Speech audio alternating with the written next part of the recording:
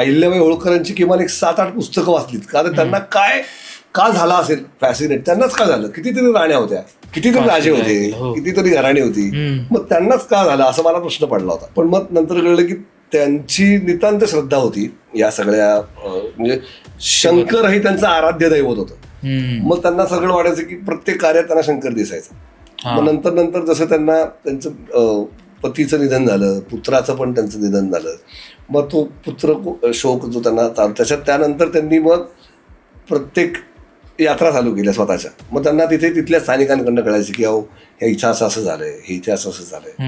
मग शिवप्रेमचं आघात होतंच त्यांचं. मग त्याच्यात ते तिथे त्या डायनॅस्टीला त्या राजघराण्याला त्या संपर्क करायचे की मी आता इथं जरी मध्य प्रदेशातनं आली आहे, इथं आली आहे गुजरातमध्ये, तर गुजरातमध्ये मला सोमनाथाचं शिवलिंगाचं रिफर्बिशमेंट रिस्ट्रक्चर करते मी, माझ्या खर्चाने करते, तर परमिशन द्या, परवानगी द्या, असं लेखी पत्रव्यवहार करायचा. आणि मग त्या पत्रव्यवहारातनं त्यांना देवाचंच कार्य करायला आलेलं असं म्हणून सुंदर परमिशन मिळत गेलं आणि त्यांच्या हातनं एवढं मोठं कार्य घडलं. त्याच्यामुळे आज ही चर्चा शक्य होती की काशीचे विश्वनाथ आज तिथे आहेत ते फक्त आणि फक्त अहिल्याबाई होळकरांमुळे आहेत.